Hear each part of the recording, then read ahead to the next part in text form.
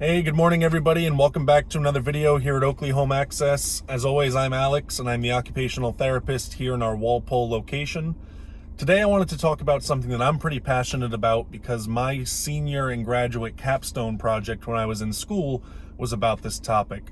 It's older adults and driving cessation. So when is it time for mom and dad to give up the keys and make the decision that they're no longer able to drive? Ultimately, this is often something that has to come from them.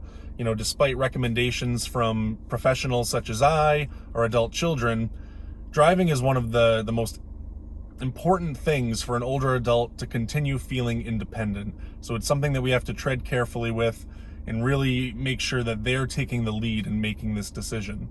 However, there are also some things that we can do to make sure that while they are driving, they're as safe as possible. And a big part of that comes down to car selection. So if mom and dad are in the market for a new car, there are some things that we really want to consider. The first one is the height of the car. If they're formerly driving a low sedan and they're having a lot of trouble getting out of it, there are some great, really small, mid-size SUVs that can make this a lot easier for them. Essentially, when they're turning and getting out of the car, their feet are touching the ground with their bottoms still in the seat, and their knees are at a greater than 90-degree angle. This makes it really easy for them to stand up and prevent falls. There's also a lot of great technology in newer cars. The one that I think is the most important is blind spot monitoring.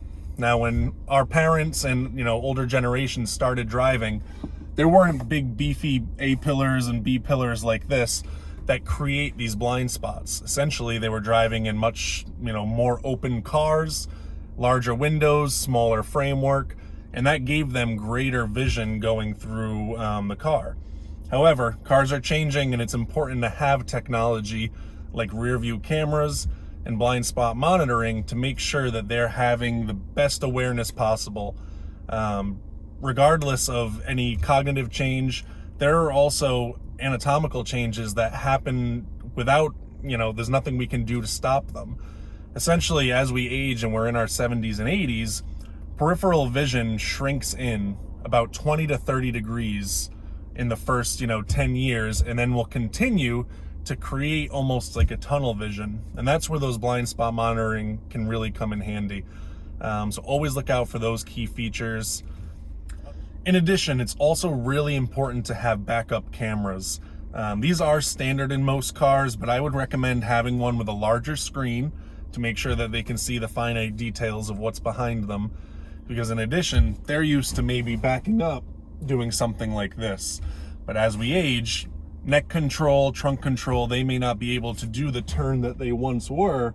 So now it's even more important to use your cameras and use your rear view mirrors to make sure that when they're backing up, there's nobody coming with cross traffic, as well as there's nothing behind them that they may have not been alerted to. That's all I have for you today, but there are some great tips online as well that can help you with vehicle choice for an older adult.